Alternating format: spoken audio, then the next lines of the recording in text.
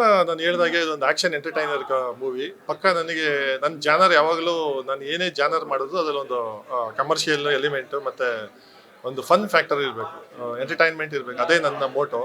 So ಪಕ್ಕ local flavour ಇರುತ್ತೆ. ನಾವು ಇತ್ತೀಚೆಗೆ ಭೀಮಾ ಇದೆಲ್ಲ ನೋಡಿದ್ವಲ್ಲ, ಸೊ ಆ ಒಂದು ಅಷ್ಟು ದೊಡ್ಡ ಮಟ್ಟದಾಗಿಲ್ಲ ಅಂದ್ರೆ ನಮ್ಮ ಇರೋ ರೇಂಜಲ್ಲಿ ಸೇಮ್ ಆ ಥರ ಒಂದು ಫ್ಲೇವರ್ ಇರೋವಂಥ ಸಿನಿಮಾ. ಸಾಕಷ್ಟು ಜನ ಆರ್ಟಿಸ್ಟ್ ಇದ್ದಾರೆ, ತುಂಬ ಚೆನ್ನಾಗಿ ಮೂಡ್ ಬಂದಿದೆ.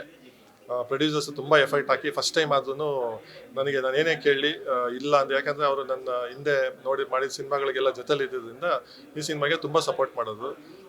ಹಾಗೆ ಈ ಸಿನಿಮಾ ಇವಾಗ ಟೀಸರ್ ಎಲ್ಲ ನೋಡಿ ತುಂಬ ಚೆನ್ನಾಗಿದೆ ಅಂತ ಏನು ಹೇಳ್ತಿದ್ದಾರೆ, ಅದಕ್ಕೆಲ್ಲ ಕಾರಣಕರ್ತರು ನನ್ನ ಟೆಕ್ನಿಷಿಯನ್ಸು.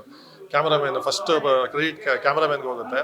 ಆಮೇಲೆ ನನ್ನ ನೆಚ್ಚಿನ ಫೈಟ್ ಮಾಸ್ಟರ್ ವಿನೋದ್ ಅವ್ರ ಬಗ್ಗೆ ಹೇಳಲೇಬೇಕು. ಹಾಗೆ ಮ್ಯೂಸಿಕ್ ಡೈರೆಕ್ಟರ್. ಸೊ ಇವರು ಮೂರು ಜನ ನನಗೆ ತುಂಬ ಸಪೋರ್ಟ್ ಮಾಡಿದ್ದಾರೆ.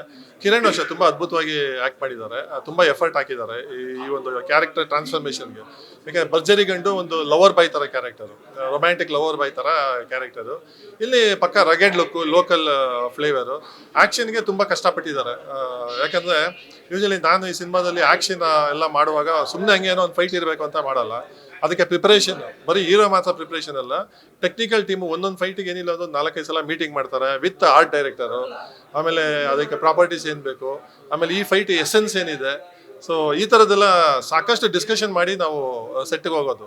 ಅದಕ್ಕೆ ಎಲ್ಲರ ಎಫರ್ಟು ತುಂಬ ಚೆನ್ನಾಗಿದೆ. ಆರ್ಟ್ ಡೈರೆಕ್ಟರ್ ಇರ್ಬೋದು, ನಮ್ಮ ಇವರು ಕಿರಣ್ ತುಂಬ ಎಫರ್ಟ್ ಹಾಕಿ ಮಾಡಿದ್ದಾರೆ.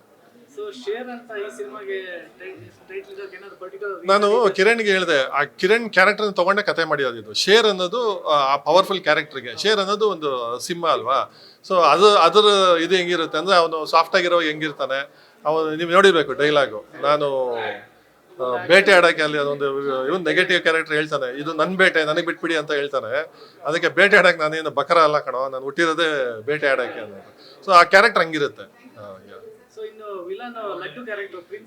ಅದು ಅದೇ, ನಾನು ಆ ಕ್ಯಾರೆಕ್ಟರ್ ಬಗ್ಗೆ ಈಗಲೇ ಜಾಸ್ತಿ ಮಾತಾಡಿ ಓವರ್ ಬಿಲ್ಡಪ್ ಮಾಡಿ ಎಕ್ಸಾಸ್ಟೇಟ್ ಮಾಡೋದು ಬೇಡ ಅಂತ ಸಿನಿಮಾದಲ್ಲಿ ಆ ಹುಡುಗ ತುಂಬ ಅದ್ಭುತವಾಗಿ ಮಾಡಿದ್ದಾನೆ. ನಮಗೆಲ್ಲ ತುಂಬ ಒಂದು ಸರ್ಪ್ರೈಸ್ ಎಲಿಮೆಂಟ್, ನಮಗೆ ಶಾಕ್ ಕೊಟ್ಟ, ಅಂದರೆ ಡೈರೆಕ್ಟರ್ಗೆ ಶಾಕ್ ಕೊಡೋ ಅನ್ನೋದು. ಫಸ್ಟ್ 1 ದಿವಸ 2 ದಿವಸ ಹುಡುಗ ಸ್ವಲ್ಪ ಏನೋ ಒಂದು ಅನ್ಕಂಫರ್ಟೇಬಲ್ ಇತ್ತು, ಆಮೇಲೆ ಸರಿ ಆಗ್ಬಿಟ್ಟ. Very prompt, very hard worker. ಅವನಿಗೆ ಹೆಚ್ಚೆಚ್ಚು ಅವಕಾಶಗಳು ಸಿಗಲಿ. ನಂದೇ ಮುಂದಿನ ಸಿನಿಮಾಗಳಲ್ಲೂ ಅವ್ನ ಇಟ್ಕೊಂಡೇ ಈಗ ಕತೆ ಮಾಡಿ, ಅಂದರೆ ನಾನು ಕತೆ ಮಾಡುವಾಗ ಆ ಹುಡುಗನ ನಾನು ಎಲ್ಲಿ ಫಿಟ್ ಮಾಡ್ಬೋದು, ಡಿಫ್ರೆಂಟಾಗಿ ಏನು ಮಾಡ್ಬೋದು ಅನ್ನೋದು ಯೋಚನೆ ಮಾಡೋಷ್ಟು ಮಟ್ಟಿಗೆ ಆ ಹುಡುಗ ಇದರಲ್ಲಿ ಪರ್ಫಾರ್ಮೆನ್ಸ್ ಮಾಡಿದ್ದಾನೆ. ಖಂಡಿತ ಕನ್ನಡ ಇಂಡಸ್ಟ್ರಿಗೆ ಒಂದು ಒಳ್ಳೆ ಅಸೆಟ್ ಅಂತೂ ಆಗೇ ಆಗ್ತದೆ. ನಾವೀಗ ಫೆಬ್ರವರಿ ಎಂಡು ಅಥವಾ ಮಾರ್ಚ್ ಅಂತ ಅನ್ಕೊಂಡಿದ್ದೀವಿ. ಸೊ ಮಾರ್ಚ್ ಬಿಟ್ಟರೆ ಮತ್ತೆ ಎಕ್ಸಾಮ್ಸು ಹಾಲಿಡೇಸ್ ಅಂತ ಇರುತ್ತೆ, ಅದು ಪ್ಲಾನ್ ಮಾಡಬೇಕಾಗುತ್ತೆ. ಬಟ್ ಹಾರ್ಡಾಗಿ ನಾವು ಮಾರ್ಚಲ್ಲಿ ಬರಬೇಕು ಅಂತ ನಾವು ಪ್ಲಾನ್ ಮಾಡ್ತಾ ಇದ್ದೀವಿ.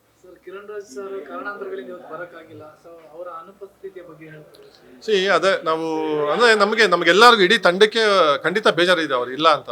ಯಾಕಂದರೆ ನಾವು ಈಗ ಯಾವುದಲ್ಲಿ ಸಿನಿಮಾದಲ್ಲಿ ಕಾಂಪ್ರಮೈಸ್ ಮಾಡಿದ್ರೆ ನಾವೊಂದು ನಾಯಕ ನಟನಿಗೆ, ನಾಯಕಿಯರಿಗೆ ಅಥವಾ ಇನ್ನು ದೊಡ್ಡ ಕ್ಯಾರೆಕ್ಟರ್ಗಳಿಗೆ ಸಲ್ಬೇಕಾದ ಎಲ್ಲ ಗೌರವ ಮರ್ಯಾದೆಗಳು ಫೆಸಿಲಿಟೀಸ್ 100% ಇರೋ ಥರ ನೋಡ್ಕೋತೀವಿ. ಯಾಕಂದರೆ ಅವರಿಂದ ಸಿನಿಮಾ ಈಗ ಎಷ್ಟೊಂದು ಜನ ಹೇಳ್ತಾರೆ, ನೀವು ಸಣ್ಣ ಸಿನಿಮಾಗೆ ಕ್ಯಾರವಾನ್ಗಳು 2 3 ಯಾಕೆ ತರಿಸ್ತೀರಾ ಅಂತ. ನಾವೆಲ್ಲೋ ರಿಮೋಟ್ ಪ್ಲೇಸಲ್ಲಿ ಮಾಡ್ತಾ ಇರ್ತೀವಿ, ಅದೇನು ಮ್ಯಾಂಡೇಟ್ರಿ ಏನಲ್ಲ. ಎಷ್ಟೋ ಸಿನಿಮಾಗಳು ಹಂಗೆ ಮಾಡ್ತಾರೆ. ಬಟ್ ನಾವು ನಾಯಕ ಅಂದರೆ ಅವ್ರು ಕರೆಕ್ಟ್, ಅವ್ರ ಮುಳ್ಕೊಂಡೆ ಸಿನಿಮಾ ಮಾಡೋದು. ಹೀರೋ ಯಾರು ಅಂತ ಕೇಳ್ತಾರೆ ಫಸ್ಟು ಅಲ್ವಾ, ಯಾವುದೇ ಸಿನಿಮಾ ಮಾಡಿ ನೀವು ಹೀರೋ ಯಾರು ಅಂತ ಕೇಳ್ತಾರೆ, ಆಮೇಲೆ ಹೀರೋಯಿನ್ ಯಾರು, ಡೈರೆಕ್ಟರ್ ಯಾರು, ಮ್ಯೂಸಿಕ್ ಡೈರೆಕ್ಟರ್ ಅದೆಲ್ಲ ಆಮೇಲೆ ಬರೋವಂಥದ್ದು. ಸೊ ಅದು ಅವ್ರಿಗೆ ಅದು ಆ ಒಂದು ಅಂದರೆ ನನಗಿಂತ ಜಾಸ್ತಿ ಎಕ್ಸೈಟ್ ಆಗಿ ಅವ್ರು ಇರಬೇಕು ಅನ್ನೋದೇ ನಮ್ಮೆಲ್ಲರ ಆಸೆ.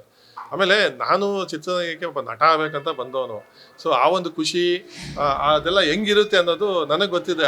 ನಾನು ಅದನ್ನೇ ಎಕ್ಸ್ಪೆಕ್ಟ್ ಮಾಡೋದು ಅಷ್ಟೇ ಎಲ್ಲರಿಗೂ. ಈಗ ನೋಡಿ, ಸಣ್ಣ ಕ್ಯಾರೆಕ್ಟರ್ ಮಾಡಿದವರು ಖುಷಿಯಾಗಿ ಬಂದಿದ್ದಾರೆ.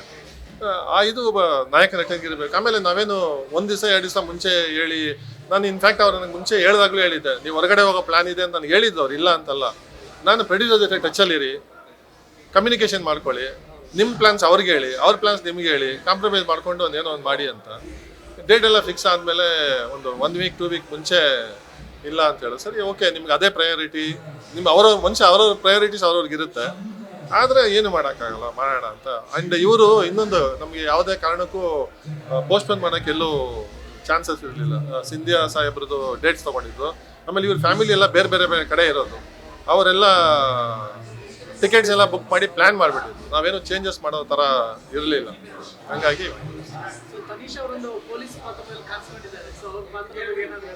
ಹೌದು, ನನಗೆ ಈಗ ಒಂದು ಕ್ಯಾರೆಕ್ಟರ್ನ ಕ್ರಿಯೇಟ್ ಮಾಡಿದ್ವಿ. ಯಾರು ಅಂತ ಅಂದ್ಕೊಳ್ಳುವಾಗ ನನಗೆ ಒಬ್ಬರು ಸಜೆಸ್ಟ್ ಮಾಡೋದು, ತನಿಷಾನ ಟ್ರೈ ಮಾಡೋಣ ಅಂತ.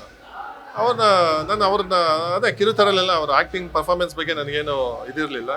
ಅವ್ರನ್ನ ಕರೆದು ಮಾತಾಡಿ ಹೆಂಗೆ ಟ್ರಾನ್ಸ್ಫರ್ಮ್ ಆಗ್ಬೋದು ಅವರು,